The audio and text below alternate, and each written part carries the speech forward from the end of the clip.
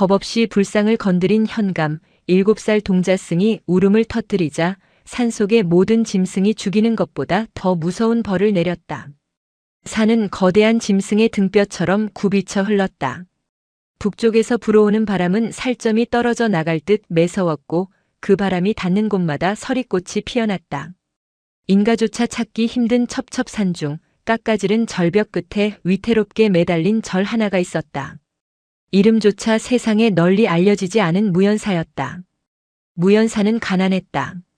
부처를 모신 대웅전의 단청은 칠이 벗겨져 나무의 속살이 허옇게 드러나 있었고 기와 틈새로는 잡초가 자라났다. 겨울이면 법당 안찬물조차 얼어붙는 곳이었다. 이곳에 기거하는 이는 단 둘뿐이었다. 칠순이 넘은 노스님 고감과 이제 갓 7살이 된 동자승 혜진이었다. 고감은 낡은 승복을 기워 입고 마당을 쓸었다. 대나무 빗자루가 바닥을 긁는 소리가 적막한 산사에 규칙적으로 울려 퍼졌다. 쓱쓱. 그 소리는 마치 산이 내쉬는 숨소리 같았다. 혜진은 법당 문턱에 앉아 그 모습을 물끄러미 바라보고 있었다. 아이의 볼은 찬바람에 빨갛게 터 있었고 배에서는 꼬르륵 소리가 요란하게 났다. 스님. 혜진이 불렀다. 고감은 빗질을 멈추지 않은 채 대답했다. 배가 고프냐? 아니요. 배는 안 고픈데 부처님이 추우실 것 같습니다. 고감이 그제야 허리를 펴고 혜진을 바라보았다. 아이의 시선은 칠이 벗겨진 목조 불상에 닿아 있었다. 외풍이 심해 법당 안으로 들이친 눈발이 불상의 어깨에 하얗게 내려앉아 있었다. 고감은 빗자루를 내려놓고 아이에게 다가갔다. 거친 손이 아이의 머리를 쓰다듬었다. 부처님은 추위를 타지 않으신다. 거짓말. 어젯밤에 제가 봤습니다.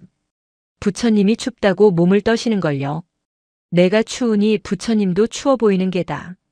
마음이 추우면 세상 모든 것이 얼어붙어 보이는 법이다. 고감은 아이의 옷깃을 여며주었다. 사실 고감도 알고 있었다. 곳간에는 말라비틀어진 시래기 몇 줄기와 쌀 한 줌이 전부였다. 마을로 탁발을 나가려 해도 눈이 허리까지 쌓여 길이 끊긴 지 오래였다. 이 겨울을 나기 위해서는 기적이라도 필요했다. 그러나 고감은 내색하지 않았다. 배고픔보다 더 무서운 것은 공포였기 때문이다. 그때였다. 산 아래쪽에서 낯선 소리가 들려왔다. 바람 소리가 아니었다. 짐승의 울음소리도 아니었다.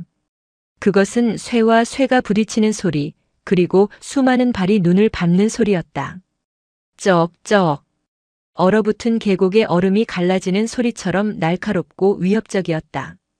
고감의 눈매가 가늘어졌다. 이 깊은 산중에 이토록 많은 인파가 몰려올 일은 없었다. 산짐승을 잡는 사냥꾼들이라 해도 이렇게 요란할 수는 없었다. 혜진아. 네. 방으로 들어가거라. 내가 부를 때까지 나오지 마라. 고감의 목소리에는 평소와 다른 엄중함이 서려 있었다. 혜진은 영문을 모른 채 고개를 끄덕이고 요사체로 뛰어들어갔다. 고감은 합장하고 법당 앞에 섰다. 곧이어 산길 모퉁이를 돌아 검은 무리가 모습을 드러냈다. 그들은 관군이었다. 붉은 깃발이 바람에 펄럭였고 창끝은 서슬 퍼런 빛을 뿜어냈다. 그 선두에는 화려한 가죽신을 신은 사내가 말을 타고 있었다. 새로 부임한 현감 박도치였다. 그는 단순히 행정을 보는 관리가 아니었다. 무관 출신으로 출세를 위해서라면 물불을 가리지 않는 야심가라는 소문이 산 아래 마을까지 파다했다. 박도치가 말 위에서 내려다보았다. 그의 눈은 먹이를 노리는 매처럼 날카로웠다. 이곳이 무연사인가? 목소리에 거만함이 가득했다. 고감은 허리를 굽혀 합장했다. 그렇습니다. 누추한 곳에 어인일로 오셨습니까? 박도치는 대답 대신 채찍으로 법당을 가리켰다. 허물어라. 그 한마디는 산사의 정적을 깨트리는 천둥과도 같았다. 고감이 고개를 들었다. 주름진 얼굴에 당혹감이 스쳤다. 현감 나으리. 지금 무엇이라 하셨습니까? 귀가 먹었느냐? 이 절을 허물라고 했다. 당장. 이곳은 수백 년간 부처님을 모셔온 도량입니다. 어찌 이유도 없이 허물라 하십니까? 박도치가 말에서 뛰어내렸다. 눈 덮인 마당에 그의 발자국이 깊게 패였다. 그는 고감의 코앞까지 다가와 으르렁거렸다. 이유가 듣고 싶은가? 이 산은 이제부터 나라의 훈련장이 될 것이다. 국방을 위해 병사들이 머물 막사를 지어야 한다. 이런 썩어빠진 절 따위가 차지하고 있을 땅이 아니다. 거짓이었다. 고감은 단번에 알 수 있었다. 이 험준한 산속에 훈련장을 짓는다는 것은 말이 되지 않았다. 게다가 병사들의 눈빛에는 훈련을 하러 온 자들의 기백이 아닌 무언가를 찾으려는 탐욕이 서려 있었다. 훈련장이라 하셨습니까? 하오나 이곳은 물이 귀하고 땅이 좁아 병사들이 머물기에 적합하지 않습니다. 닥쳐라. 내 놈이 감히 관의 결정에 토를 다느냐? 박도치가 소리쳤다. 그의 뒤에 서 있던 병사들이 창을 들이대며 위협했다. 하지만 고감은 물러서지 않았다. 죽이십시오. 제 목을 베고 지나가십시오. 허나 부처님의 집은 내어드릴 수 없습니다. 박도치의 입가에 비릿한 웃음이 번졌다. 그는 예상했다는 듯 고개를 끄덕였다. 목숨을 걸겠다. 그래, 승려라면 마땅히 그래야지. 하지만 내 목숨만 걸어서야 재미가 없지 않느냐. 박도치의 시선이 요사체 쪽으로 향했다. 문틈으로 겁에 질린 혜진의 눈동자가 보였다. 고감의 심장이 덜컥 내려앉았다. 박도치는 사냥감을 발견한 짐승처럼 입맛을 다셨다. 저 안에 쥐새끼가 한 마리 숨어 있구나. 박도치는 요사체 문을 거칠게 열어젖혔다. 구석에 웅크리고 있던 혜진이 비명을 지르며 몸을 떨었다. 박도치는 아이의 멱살을 잡아 밖으로 끌어냈다. 눈밭에 내동댕이 쳐진 혜진은 울음조차 터뜨리지 못한 채 바들바들 떨었다. 안 됩니다. 아이에게 손대지 마십시오. 고감이 달려들었지만 병사들이 그를 가로막았다. 늙은 노구는 장정들의 힘을 당해낼 수 없었다. 무릎이 꺾인 채 눈바닥에 처박힌 고감은 고개를 들어 박도치를 노려보았다. 평소에 온화하던 눈빛은 온데간데 없고 분노가 이글거렸다. 비겁합니다. 힘없는 아이를 볼모로 잡다니요. 비겁하다? 전쟁터에 비겁이 어디 있느냐. 이기는 것이 정이다. 박도치는 혜진의 머리채를 잡고 흔들었다. 아이의 고통스러운 신음이 새나왔다. 잘 들어라, 늙은 중아. 내일 해가 뜨기 전까지 이곳을 비워라. 만약 그때까지 버틴다면 이 절과 함께 이 꼬마 놈도 죄로 변할 것이다. 박도치는 혜진을 고감 쪽으로 밀어 던졌다. 그리고 품에서 지도를 꺼내 병사들에게 지시했다. 이곳부터 저 아래 계곡까지 싹 다 밀어버려라. 나무 한 그루, 돌 하나 남기지 말고 뒤집어 엎어. 병사들이 움직이기 시작했다. 그들은 단순히 절을 철거하려는 것이 아니었다. 곡괭이와 삽을 든 병사들은 법당 뒤편의 언덕을 파헤치기 시작했다. 마치 땅속에 숨겨진 무언가를 찾는 듯 했다. 고감은 혜진을 품에 안고 그 광경을 지켜보았다.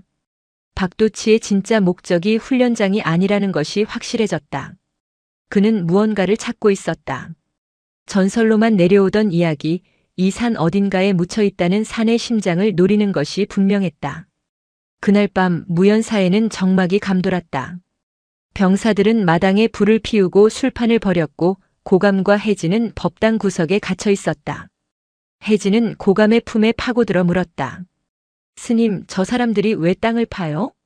부처님이 숨겨놓은 보물이라도 있나요? 고감은 아이의 등을 토닥였다. 보물은 없다.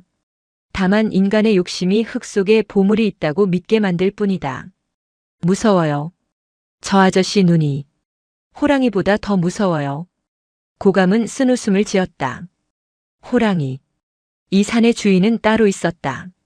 사람들은 그를 산군이라 불렀다. 100년을 넘게 산 거대한 백호. 고감은 젊은 시절 새벽 예불을 드리다 산군과 눈이 마주친 적이 있었다. 그 눈은 공포가 아니라 경외심을 불러일으켰다. 하지만 박도치의 눈은 달랐다. 그것은 끝없는 허기, 채워지지 않는 갈망으로 번들거리는 아귀의 눈이었다. 걱정 말거라. 산이 지켜줄 것이다. 고감은 그렇게 말했지만 마음 한구석은 불안했다. 인간의 탐욕은 때로 자연의 섭리조차 거스르는 법이었다. 새벽녘 쿵 하는 소리와 함께 땅이 울렸다. 고감은 깜짝 놀라 눈을 떴다. 법당 뒤편에서 들려온 소리였다. 병사들이 환호성을 질렀다. 찾았습니다. 현감 나으리. 여기입니다. 박도치가 허겁지겁 달려가는 소리가 들렸다. 고감은 문틈으로 밖을 내다보았다. 병사들이 파헤친 구덩이 속에서 무언가 희미한 빛이 새어나오고 있었다. 그것은 금은 보화의 빛이 아니었다. 서늘하고 푸른빛, 마치 달빛을 머금은 얼음 같은 빛이었다. 고감의 안색이 창백해졌다. 그들이 건드려서는 안 될 것을 건드린 것이다. 그것은 보물이 아니라 이 산의 기운을 누르고 있는 봉인석이었다. 박도치는 구덩이 앞에 서서 희열에 찬 표정을 지었다. 흙투성이가 된 돌덩이 하나가 그의 발치에 놓여 있었다. 사람 머리만 한 크기의 둥근 돌이었지만 그 표면에는 기이한 문양이 새겨져 있었고 은은한 푸른빛이 감돌았다. 이것이다. 드디어 찾았다. 박도치는 떨리는 손으로 돌을 만지려 했다. 그때였다. 안 됩니다. 그것에 손을 대면 산이 노합니다. 고감이 법당 문을 박차고 뛰쳐나왔다. 병사들이 막을 새도 없이 그는 박도치 앞을 가로막았다. 비키지 못할까? 박도치가 발길질을 했다. 고감은 바닥에 나뒹굴었지만 다시 기어와 박도치의 다리를 붙잡았다. 나으리, 제발 멈추십시오. 그 돌은 재물이 아닙니다. 이 산의 분노를 잠재우고 있는 빗장입니다. 그것을 가져가시면 재앙이 닥칩니다. 요망한 늙은이. 재앙? 내가 바로 재앙이다. 이 돌은 내 출세기를 열어줄 열쇠다. 조정에 있는 대감들이 불로장생의 묘약이라 부르는 영석이 바로 이것이란 말이다. 박도치는 고감을 걷어차고 돌을 집어들었다. 묵직했다. 차가운 냉기가 손바닥을 타고 온몸으로 퍼져나갔다. 그는 승리감에 도취되어 하늘을 향해 웃음을 터뜨렸다. 하하, 보아라. 아무 일도 일어나지 않지 않느냐? 산신? 부처? 다 겁쟁이들이 지어낸 허상일 뿐이다. 그 순간 바람이 뚝 그쳤다. 나뭇가지를 흔들던 바람도 멀리서 들려오던 까마귀 소리도 병사들의 웃음소리마저 어둠 속으로 빨려 들어간 듯 고요해졌다. 기이한 정적이었다. 마치 세상의 시간이 멈춘 것 같았다. 혜진이 법당 문턱에 서서 하늘을 올려다보았다. 맑았던 새벽 하늘에 검은 구름이 몰려들고 있었다. 구름은 소용돌이치며 무연사 위로 낮게 깔렸다. 스님, 소리가 안 들려요. 혜진이 중얼거렸다. 고감은 몸을 일으키며 산 정상을 바라보았다. 나무들이 떨고 있었다. 바람이 불지 않는데도 숲 전체가 파르르 떨고 있었다. 늦었구나. 고감이 탄식했다. 박도치도 이상한 낌새를 눈치챘다. 돌을 쥔 손이 찌릿했다. 단순한 냉기가 아니었다. 돌에서 뿜어져 나오는 기운이 그의 손을 조여오고 있었다. 이게 무슨... 그때 땅 밑바닥에서부터 둔탁한 울림이 전해졌다. 뚱, 뚱, 뚱. 마치 거대한 심장이 뛰는 소리 같았다. 병사들이 웅성거리기 시작했다. 말들이 히잉거리며 앞발을 들고 날뛰었다. 지진인가? 아닙니다. 저기를 보십시오. 한 병사가 산등성이를 가리켰다. 어둠 속에서 푸른 안광들이 하나둘 켜지고 있었다. 둘, 넷, 열, 스물. 수십 개의 푸른 불빛이 무연사를 포위하듯 둘러싸고 있었다. 그것은 횃불이 아니었다. 짐승들의 눈이었다. 늑대, 곰, 멧돼지. 평소라면 서로를 잡아먹고 피했을 짐승들이 한데 모여 있었다. 그들은 으르렁거리지도 않고 침묵 속에 병사들을 내려다보고 있었다. 그 압도적인 살기에 병사들은 창을 떨어뜨렸다. 박도치는 뒷걸음질 쳤다. 이게 무슨 조화냐? 짐승놈들이 감히 관군을. 하지만 그의 목소리는 떨리고 있었다. 고감이 천천히 그에게 다가갔다. 돌려놓으십시오. 아직 기회가 있습니다. 그 돌을 원래 있던 자리에 놓으십시오. 닥쳐라. 이건 내 것이다. 왕에게 바쳐 병조 판서가 될 것이다. 박도치는 광기에 휩싸여 칼을 뽑아들었다. 그리고 고감의 목을 겨누었다. 한마디만 더하면 내 놈 목부터 벨 것이다. 그 순간 혜진이 뛰어나왔다. 아이는 고감의 앞을 막아서며 두 팔을 벌렸다. 우리 스님 괴롭히지 마세요. 나쁜 아저씨.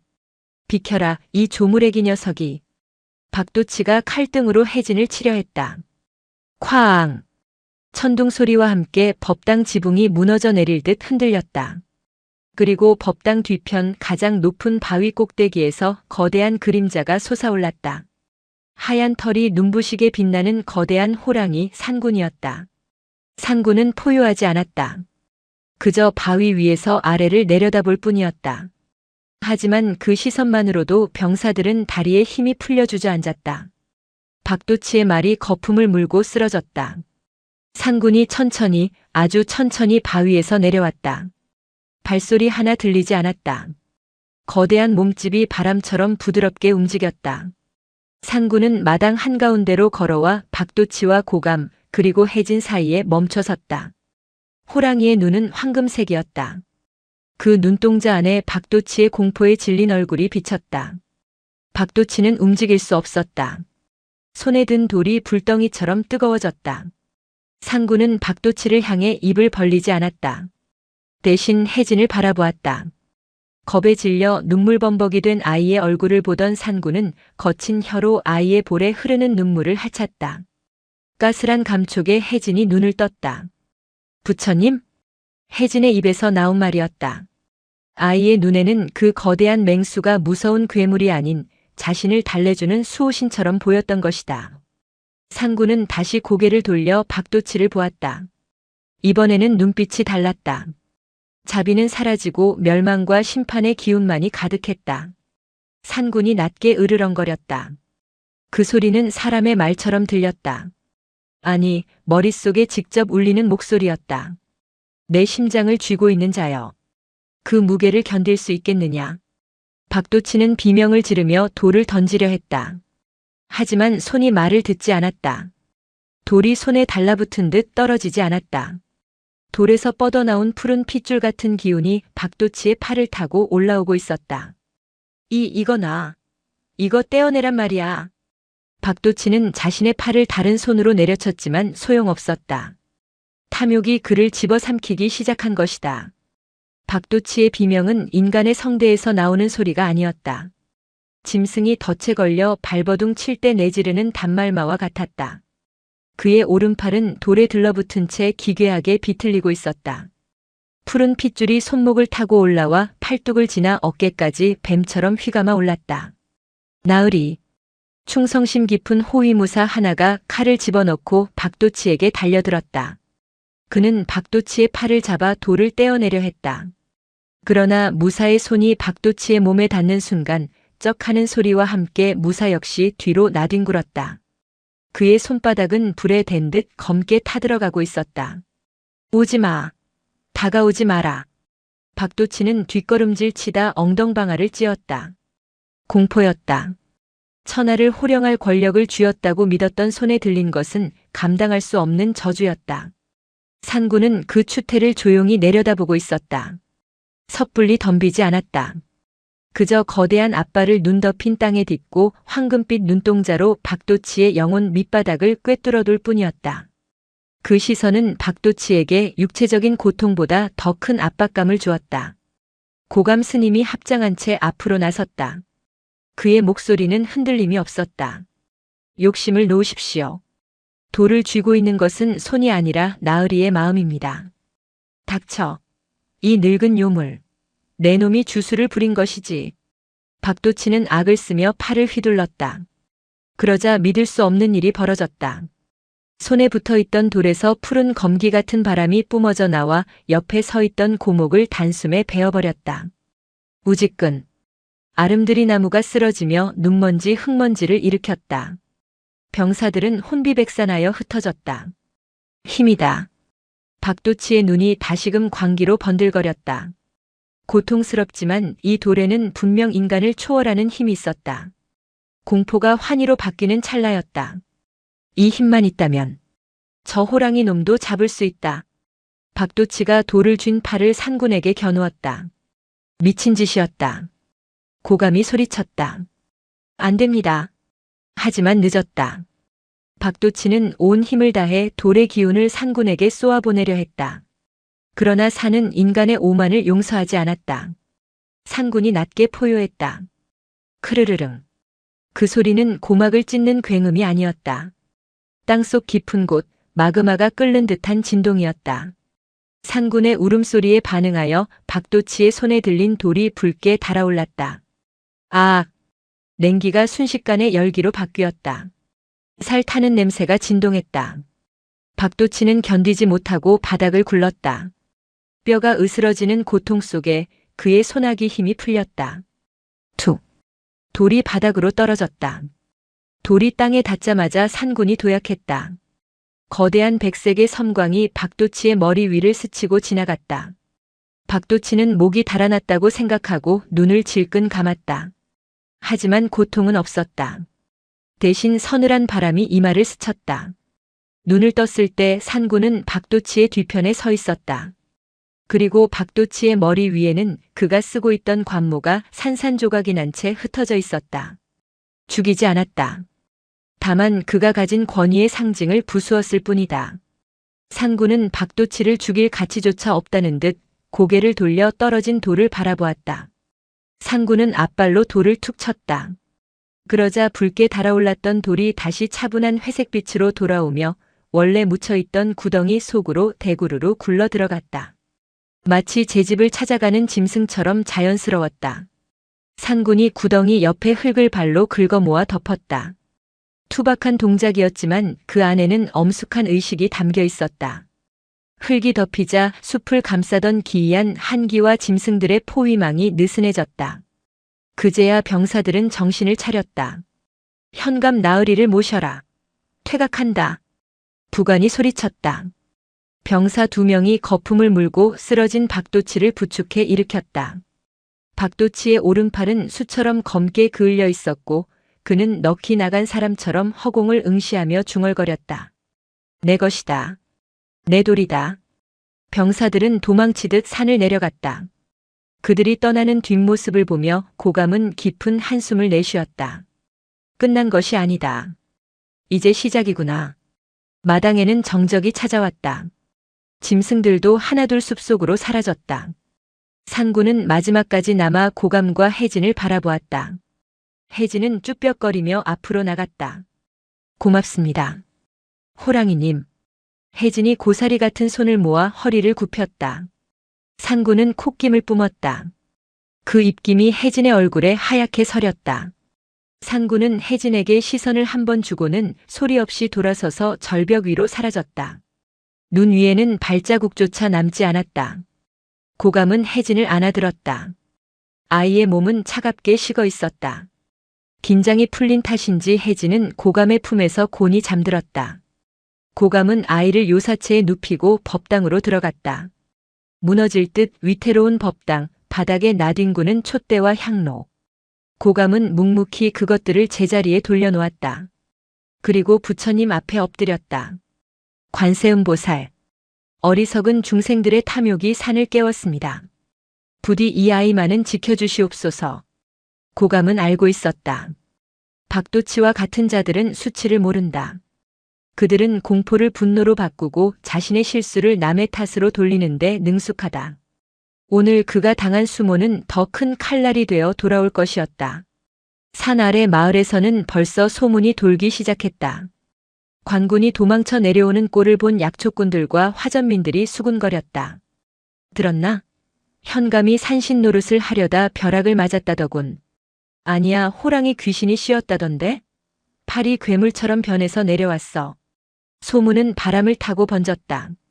그리고 그 소문이 박도치의 귀에 들어가는 순간 그것은 독이 될 것이 분명했다. 박도치는 읍성 관아의 침소에 누워 있었다.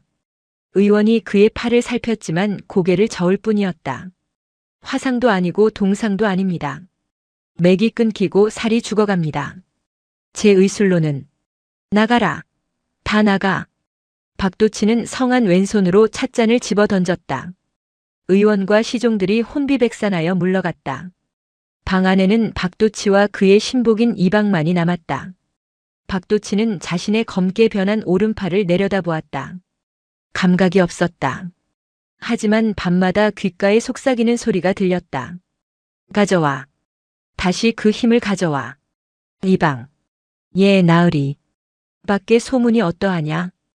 이방은 머뭇거렸다.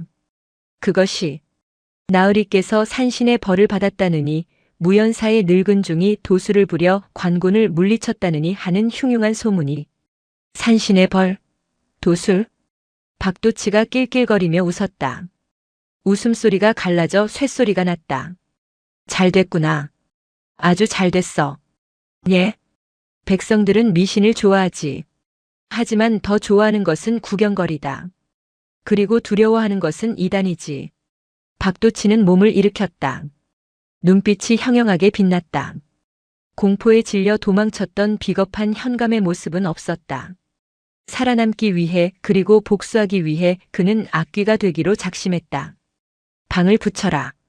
무연사의 중들이 요사스러운 사술로 백성들을 현혹하고 산짐승을 부려 관군을 살상했다고 적어라. 그들은 승려가 아니라 산속에 숨어든 역적의 무리라고 해라. 하오나 나으리 보는 눈이 많습니다. 병사들도 호랑이를 보았고. 호랑이? 그래, 호랑이가 있었지. 그 호랑이가 바로 그 중놈들이 키우는 마물이라고 해라. 사람 고기를 먹여 키운 식인 호랑이라고. 박도치의 거짓말은 교묘하고 악랄했다. 그는 자신의 패배를 역적의 반란으로 조작하려 했다. 그래야만 중앙조정에 병력을 요청할 명분이 생기고 자신의 부상을 영광스러운 상처로 포장할 수 있었다. 그리고 전국의 사냥꾼들을 모아라. 차코갑사 출신이면 더 좋다. 놈의 가죽을 벗겨 내 방바닥에 깔 것이다. 이방은 침을 꿀꺽 삼켰다. 현감은 미쳤다. 하지만 권력은 미친 자의 손에 있을 때 더 시퍼렇게 날이 서는 법이었다. 사흘 뒤 고요하던 산골 마을에 낯선 사내들이 모여들기 시작했다. 등에 거대한 화승총을 메고 허리에는 무시무시한 창을 찬 자들. 조선 팔도에서 짐승 좀 잡는다는 사냥꾼들이 현상금을 노리고 몰려든 것이다. 무연사로 향하는 길목은 봉쇄되었다. 쌀 한 톨, 소금 한 줌도 절로 들어갈 수 없었다. 말라 죽이겠다는 심산이었다. 고감은 법당 마루에 앉아 산 아래를 내려다보았다. 까마귀 떼가 마을 쪽에서 날아올라 산으로 향하고 있었다. 죽음의 냄새를 맡은 것이다. 혜진아. 고감이 불렀다. 혜진이 마당에서 흙장난을 하다 고개를 들었다. 이제부터 우리는 긴 겨울을 보내야 한다. 어쩌면 봄이 오지 않을 수도 있단다. 스님, 봄은 꼭 오잖아요. 지난번에도 매화꽃이 피었는걸요. 아이의 천진한 대답에 고감은 가슴이 먹먹해졌다. 그래, 계절의 봄은 올 것이다. 하지만 인간 세상의 봄은 누가 가져오는가? 고감은 결심한 듯 자리에서 일어났다. 창고 구석 깊숙한 곳, 그가 수십 년간 꺼내지 않았던 낡은 함을 열었다.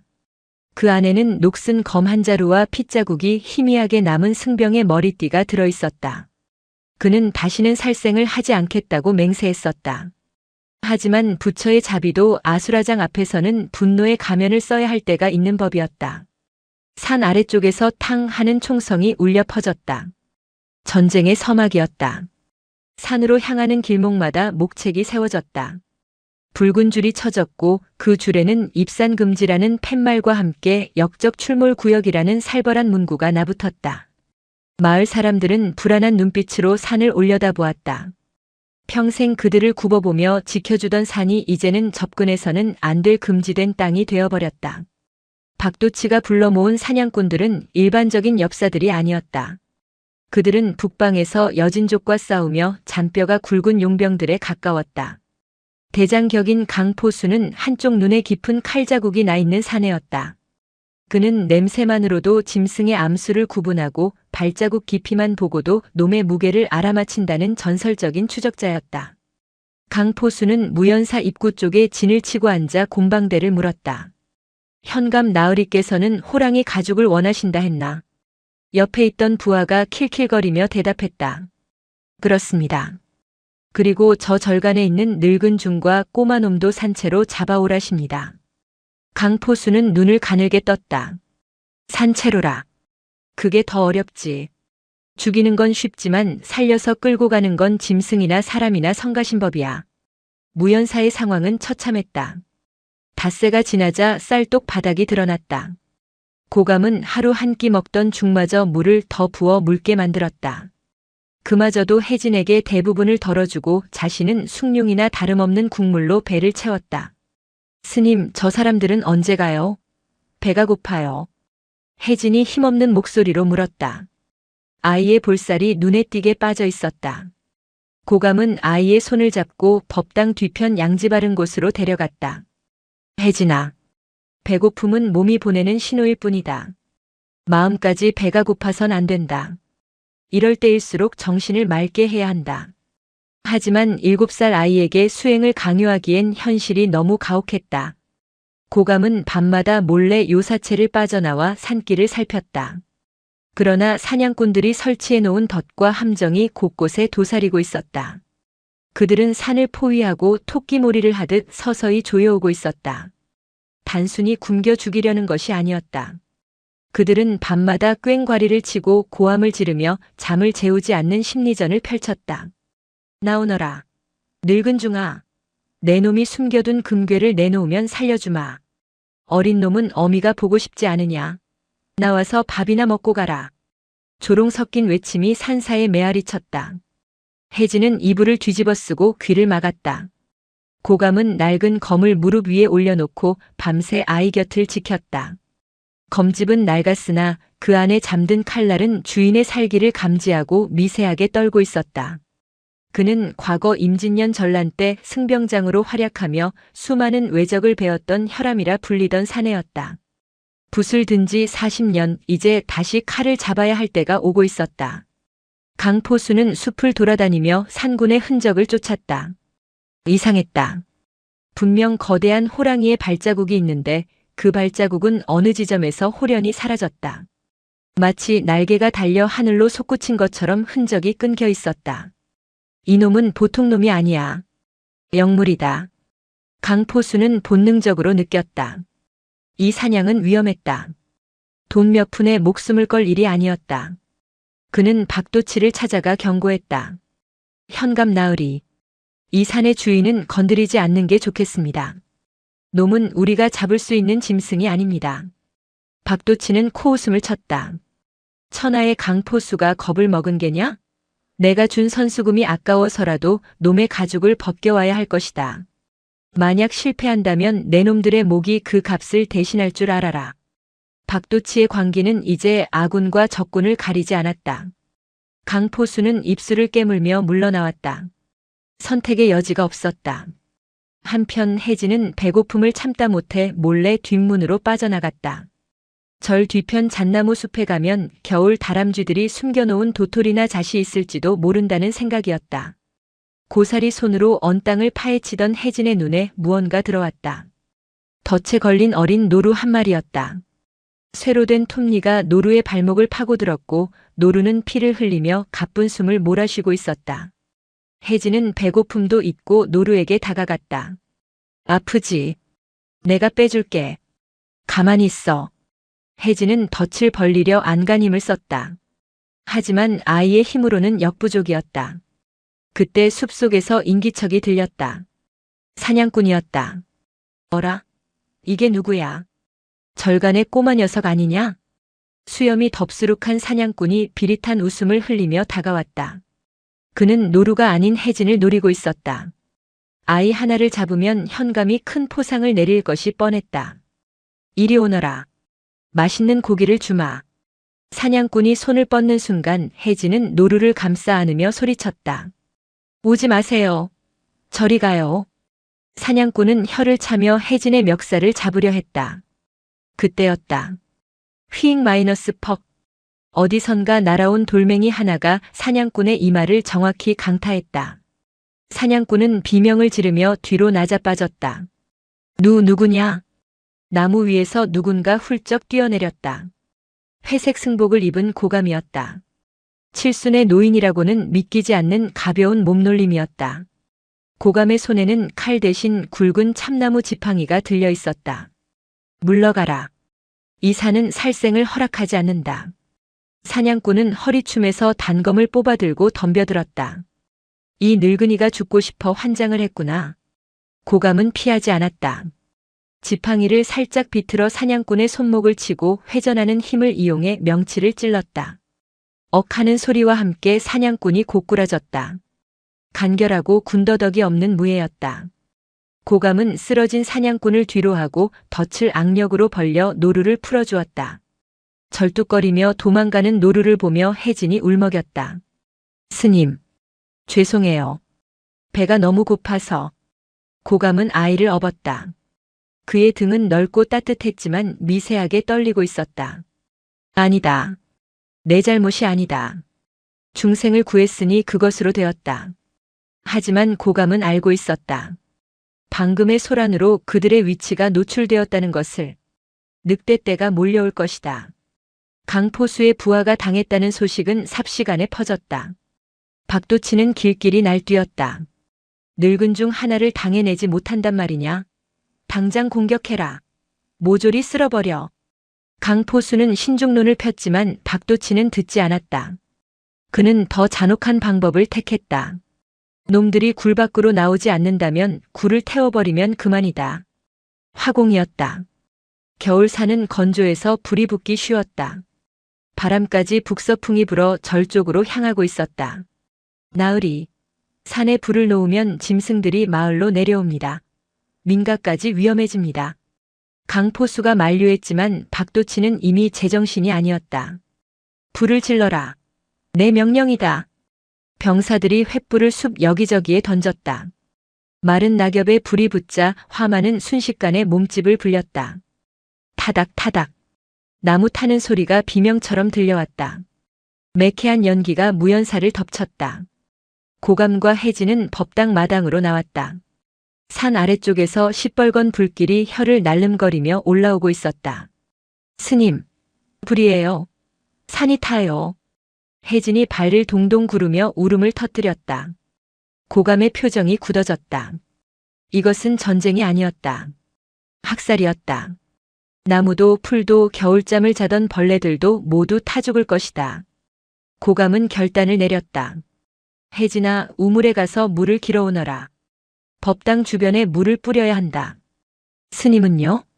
나는 불을 막으러 가겠다. 위험해요. 가지 마세요. 혜진이 고감의 옷자락을 잡고 매달렸다.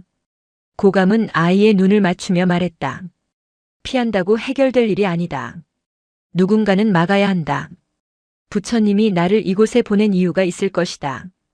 고감은 지팡이를 들고 불길이 치솟는 산길로 내려갔다.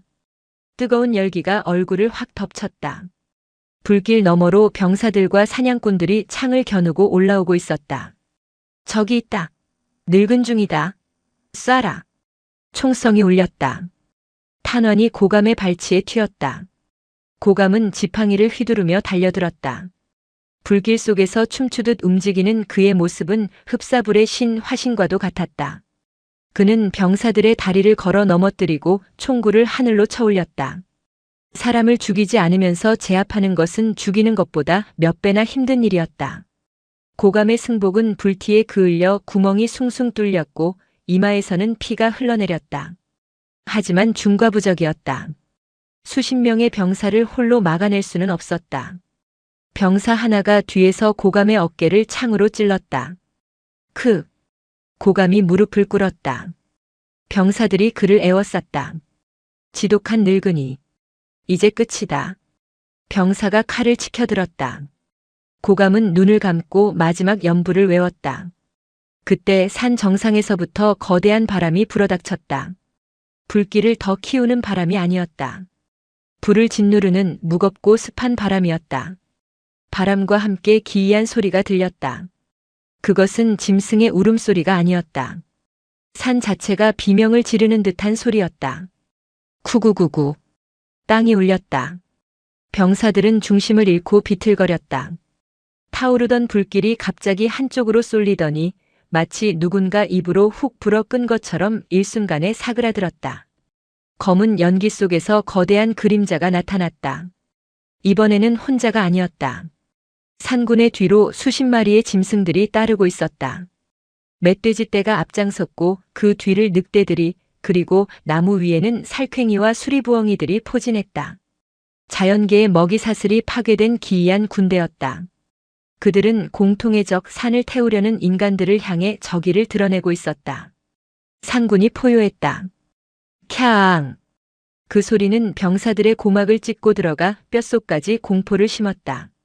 창을 든 병사들의 손이 덜덜 떨렸다. 호랑이다. 상군이다. 병사 하나가 도망치려 뒤를 돌았다. 그 순간 멧돼지 한 마리가 돌진하여 병사를 들이받았다. 병사는 허공으로 날아가 처박혔다. 그것은 신호탄이었다. 짐승들이 일제히 인간들을 덮쳤다. 하지만 그들은 무차별적으로 사륙하지 않았다. 불을 지른 자, 총을 든 자들만을 정확히 노렸다. 강포수는 나무 뒤에 숨어 떨리는 손으로 화승총의 심지에 불을 붙이려 했다. 이것이 마지막 기회였다. 상군의 미간을 맞추면 모든 것이 끝난다. 그는 평생의 경험을 모아 조준했다. 죽어라, 짐승놈. 방아쇠를 당기려는 찰나 차가운 감촉이 목덜미에 닿았다. 뒤를 돌아본 강포수의 눈이 커졌다. 언제 나타났는지 모를 거대한 구렁이 한 마리가 나무를 타고 내려와 그의 목을 노려보고 있었다. 힉! 강포수는 총을 떨어뜨리고 주저앉았다. 산의 모든 생명이 인간을 거부하고 있었다. 그 아수라장 속에서 박도치는 여전히 미련을 버리지 못하고 있었다. 그는 가마에 앉아 산 아래에서 이 광경을 지켜보며 소리쳤다. 쏴라. 대포를 가져와라. 저 산을 통째로 날려버려. 그는 산군의 힘을 보고도 두려워하기보다 더욱 탐했다. 저 힘을 가지면 자신이 왕이 될 수도 있다는 망상에 사로잡혀 있었다. 고감은 피를 흘리며 산군을 바라보았다. 상군의 눈은 분노로 붉게 충혈되어 있었다.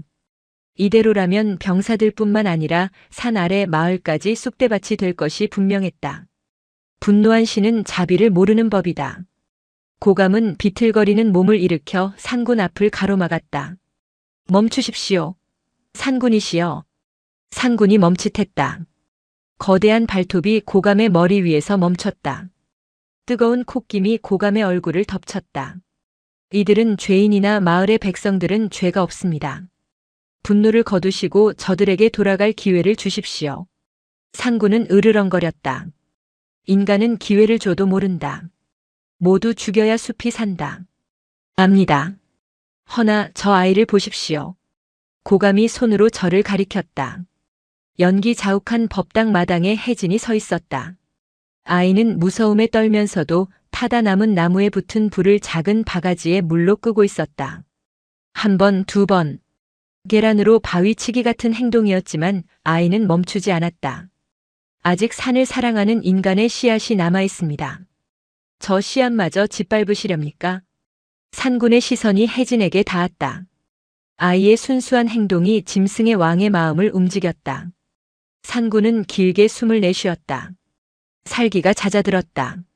하지만 인간의 악의는 끝이 없었다. 혼란을 틈타 숨어있던 박도치의 신복 하나가 혜진을 향해 화살을 겨누었다. 핑-.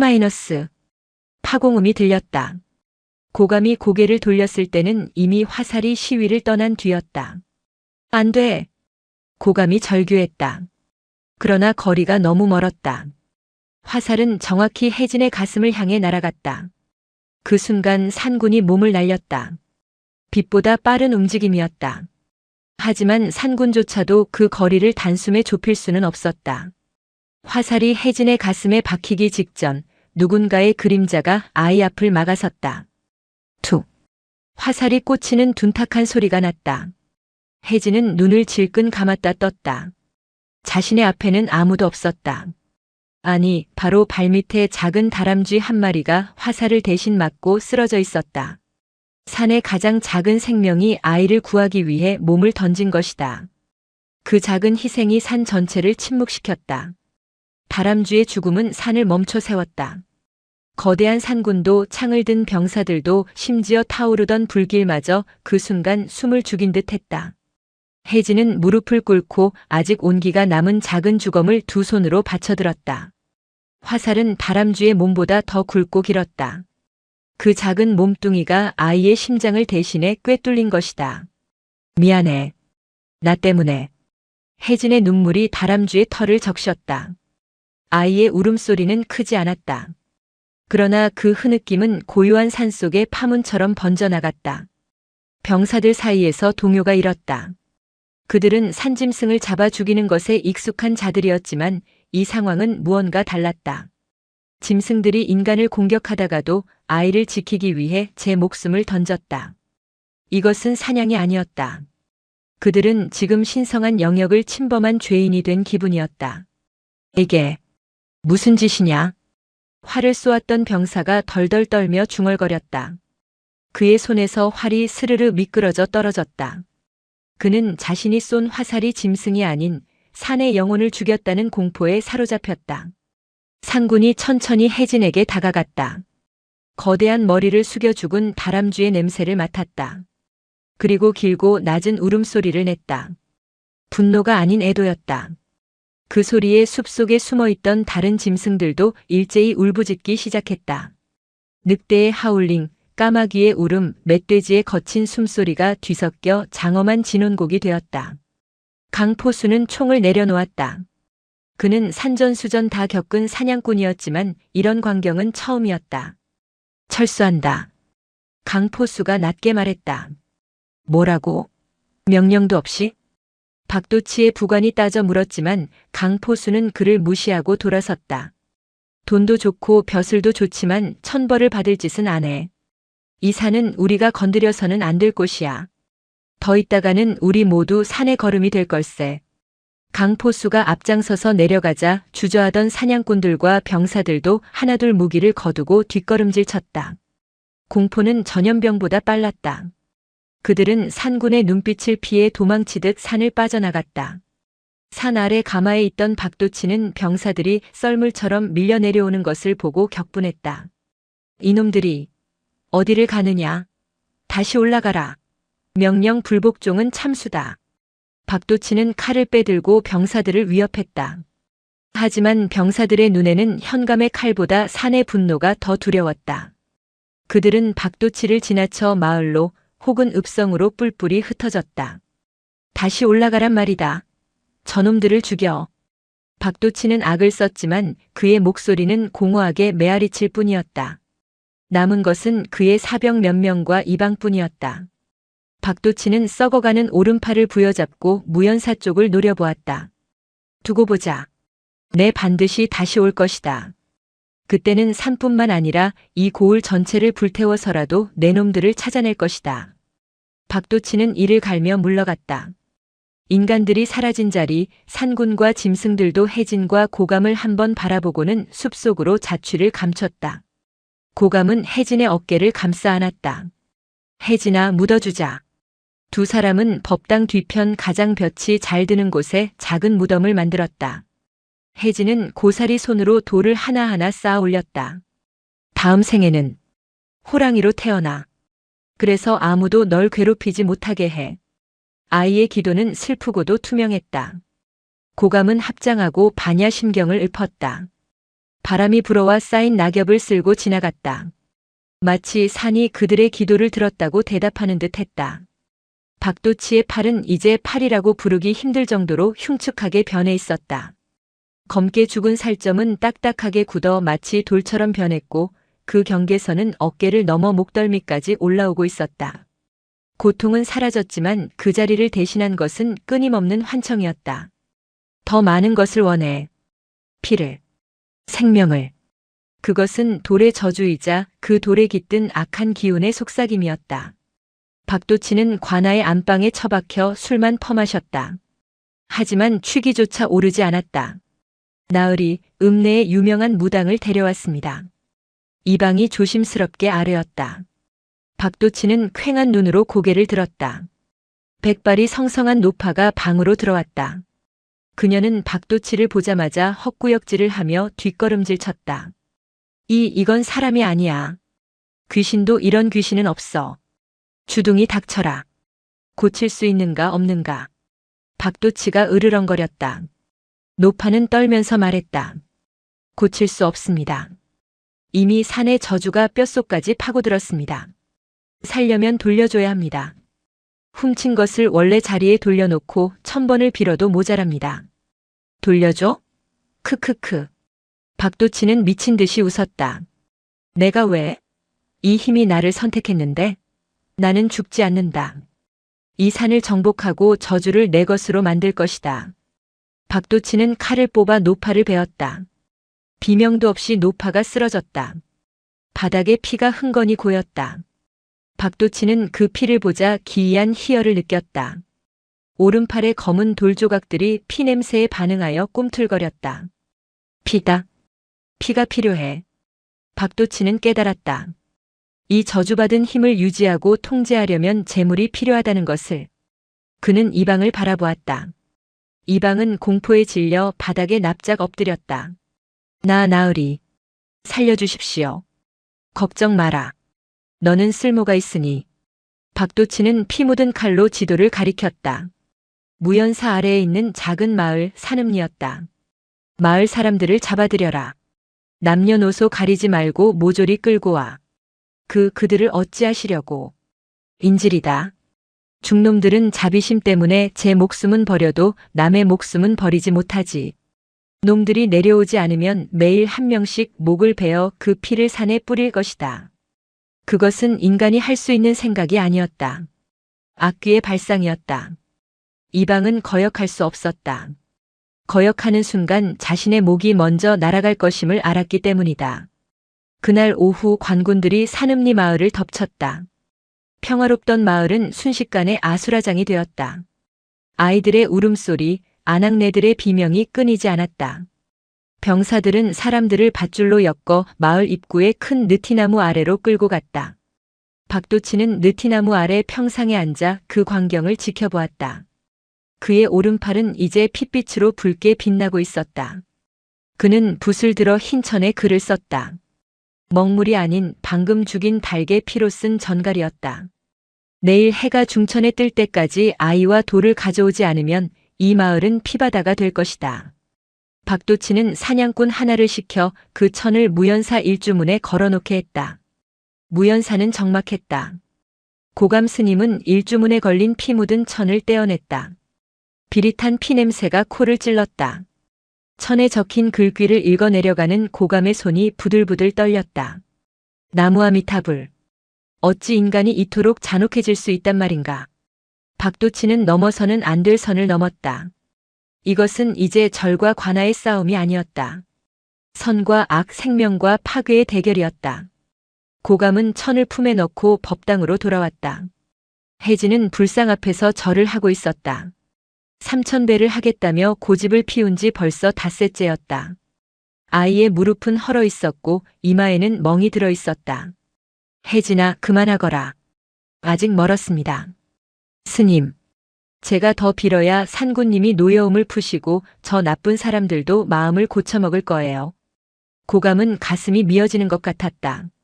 아이는 세상의 모든 불행이 자신의 기도 부족 탓이라 믿고 있었다. 고감은 혜진의 곁에 앉았다. 혜진아, 내 이야기를 잘 듣거라. 고감의 목소리가 평소보다 무거웠다. 너는 평범한 아이가 아니다. 7년 전 눈보라가 치던 밤이었다. 누군가 너를 절 앞에 버리고 간 것이 아니다. 내가 새벽 예불을 드리러 나갔을 때 너는 대웅전 안 바로 저 불상 무릎 위에 누워 있었다. 혜진이 눈을 동그랗게 뜨고 고감을 바라보았다. 불상이요? 문이 잠겨 있었잖아요. 그래. 문은 굳게 닫혀 있었고 눈 위에는 발자국 하나 없었다. 그런데 갓난아이인 내가 그 안에 있었지. 그리고 내 손에는 작은 구슬 하나가 쥐어져 있었다. 고감은 품속에서 작은 주머니를 꺼냈다. 그 안에서 투명하고 영롱한 빛을 내는 구슬 하나가 나왔다.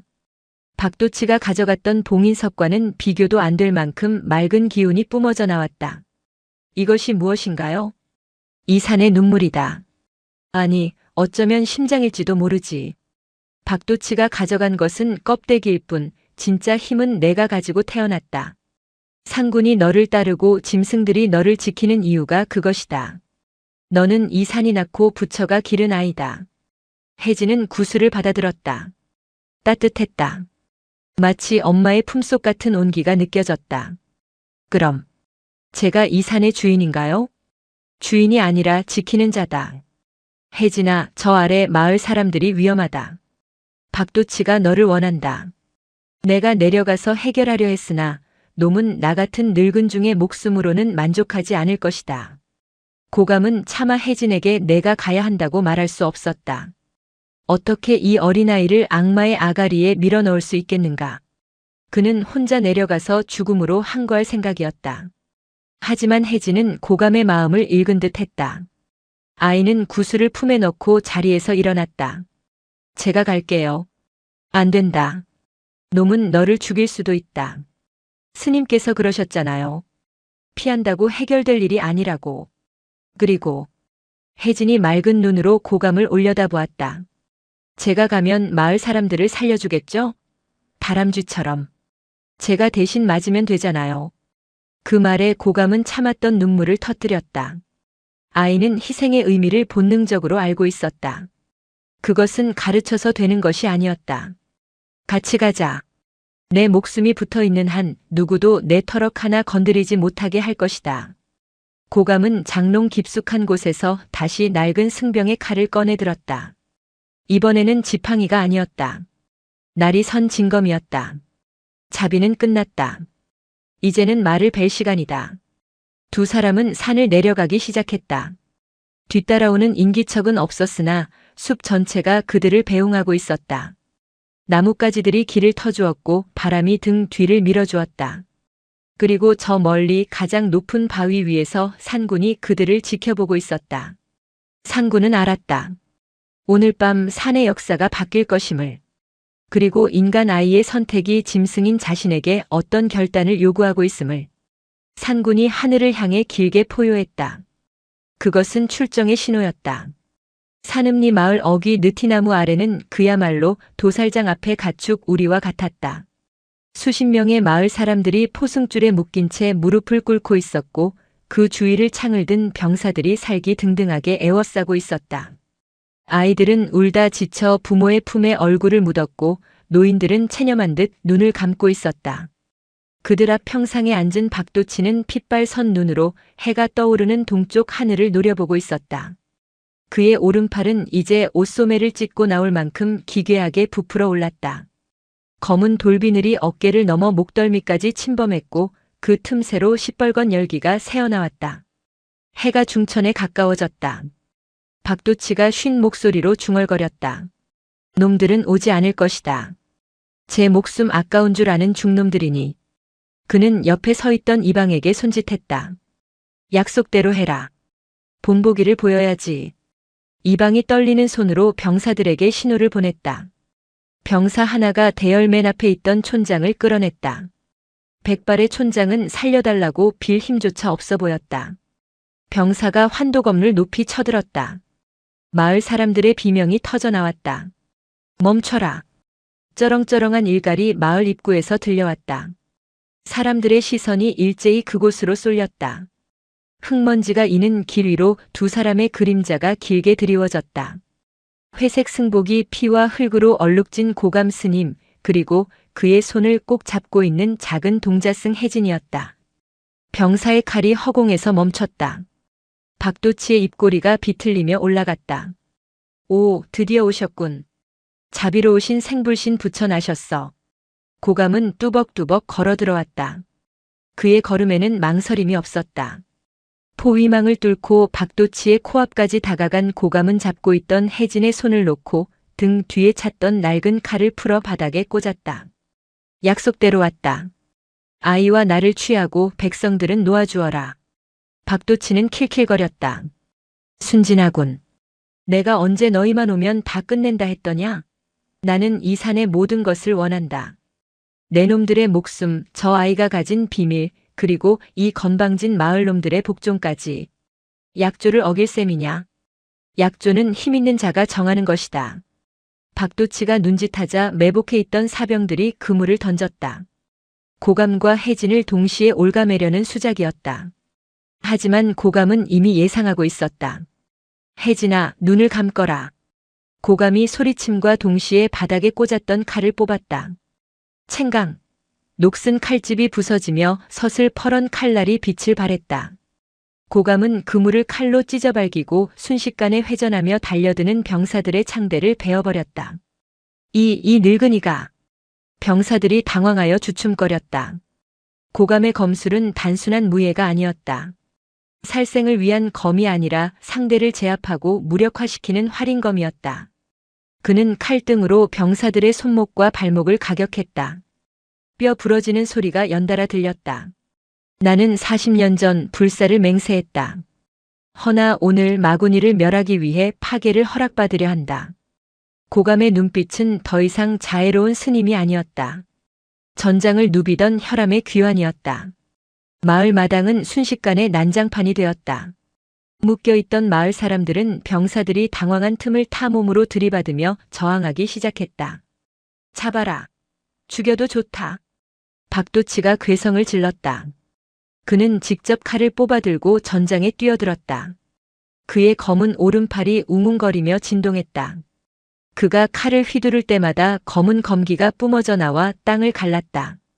고감은 병사 셋을 쓰러뜨리고 박도치와 마주섰다. 내 놈의 그 팔 이미 사람이 아니구나.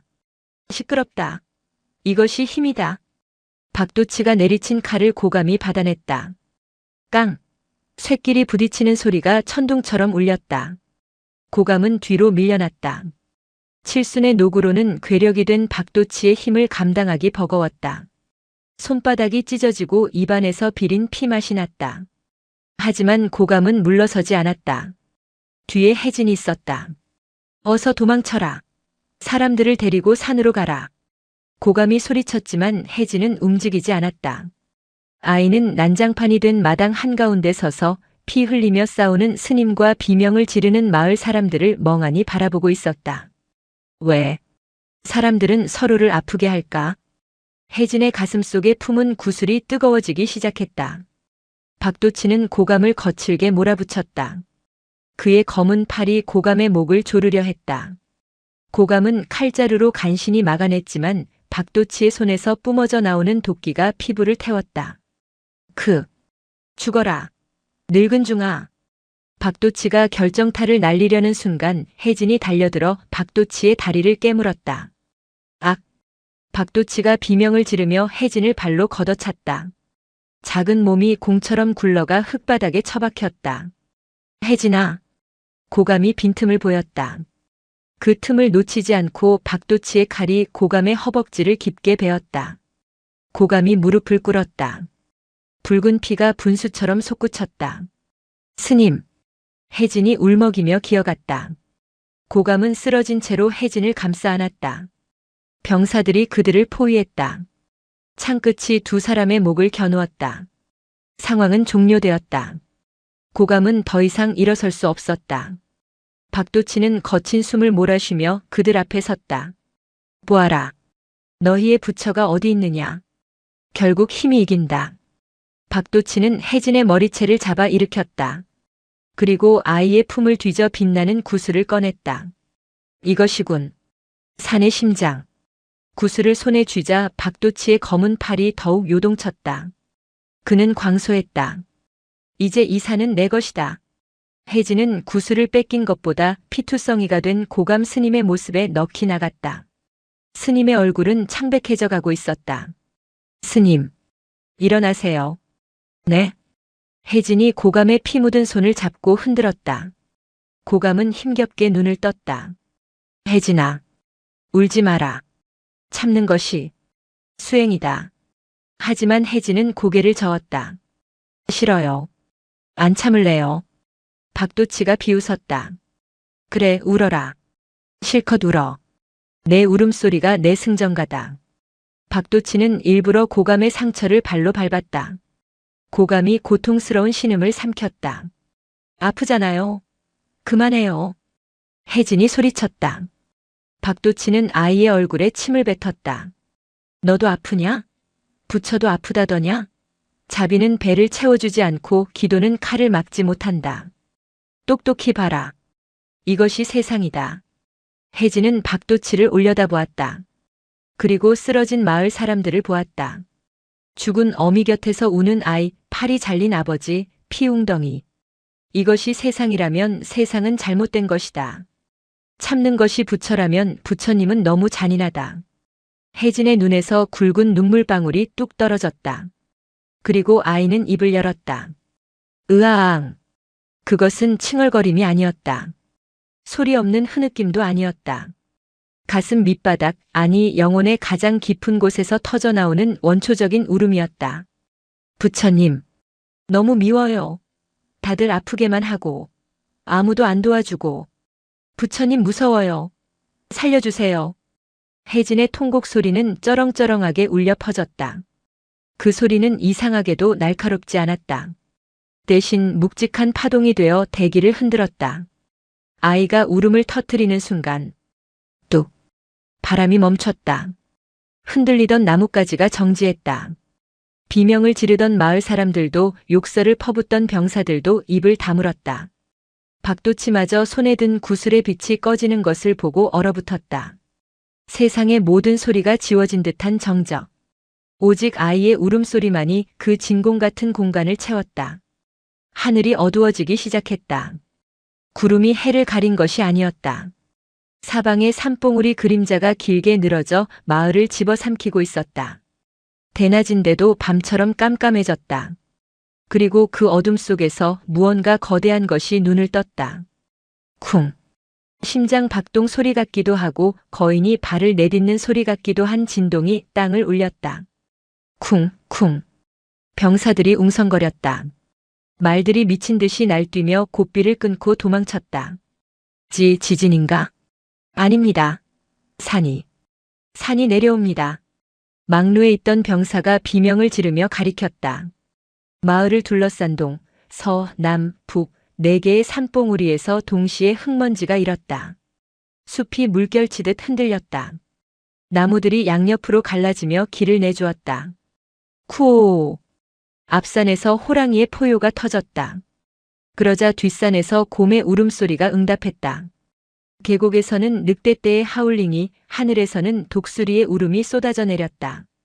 하나의 소리가 아니었다. 수천, 수만 마리의 짐승들이 동시에 내지르는 합창이었다. 그 소리의 압력만으로도 병사들은 고막이 터질 듯한 고통을 느끼며 주저앉았다.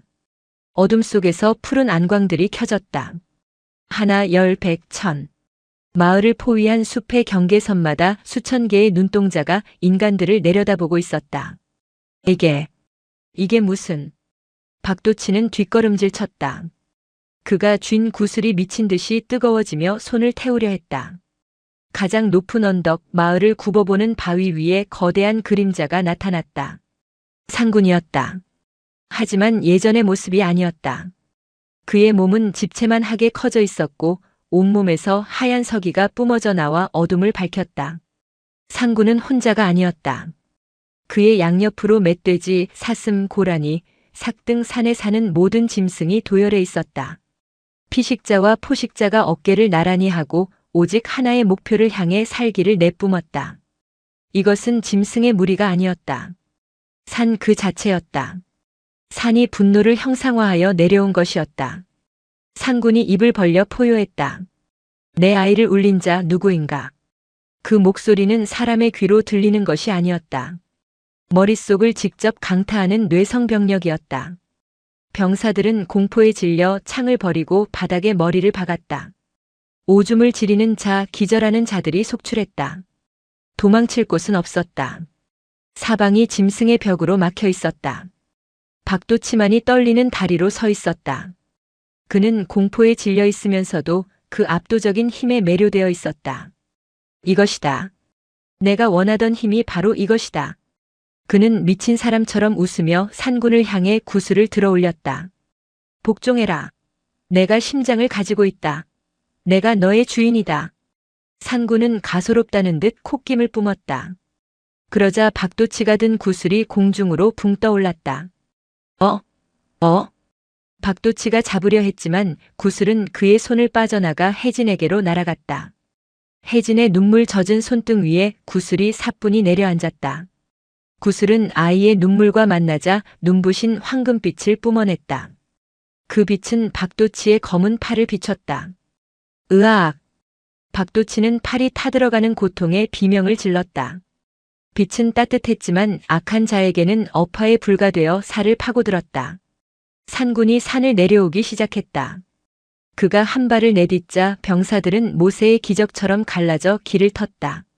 누구도 감히 그 앞을 막거나 공격할 엄두를 내지 못했다. 산군은 마을 마당 한가운데로 걸어 들어왔다. 그의 발소리는 들리지 않았지만 그가 밟은 땅에서는 파란 새싹이 돋아났다. 죽음의 기운이 가득하던 도살장이 생명의 기운으로 뒤덮이기 시작했다. 산군은 피 흘리는 고감과 울고 있는 혜진 앞에 멈춰섰다. 그리고 박도치를 향해 고개를 돌렸다. 이제 심판의 시간이었다. 박도치는 떨고 있었다. 그의 앞에는 집채만 한 산군이 버티고 서 있었고 뒤에는 수천 마리의 짐승들이 퇴로를 차단하고 있었다. 도망칠 곳은 없었다. 그가 믿었던 병사들은 이미 창을 버리고 땅에 엎드려 살려달라 빌고 있었다. 오지 마라. 나는 왕의 대리인이다. 나를 해치면 나라가 가만두지 않을 것이다. 박도치는 뒷걸음질치며 쉰 목소리로 악을 썼다. 하지만 산군은 그 하찮은 위협에 대꾸할 가치도 느끼지 못했다. 산군은 그저 박도치를 내려다보며 천천히 한 발짝 내디뎠다. 콱직.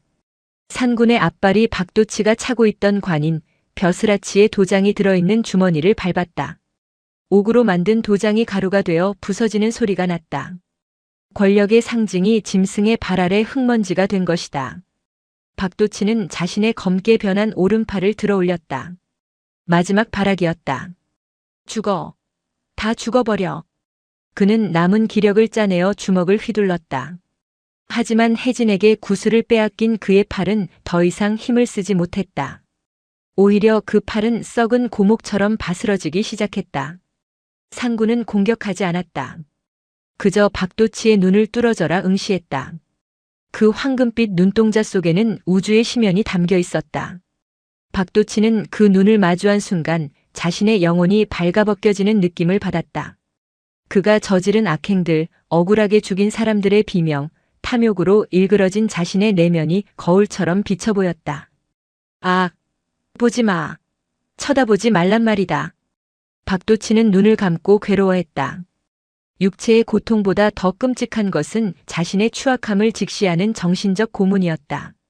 산군이 입을 열었다. 짐승의 포효가 아닌 묵직한 파동이 박도치의 뇌리를 강타했다. 죽음은 자비다.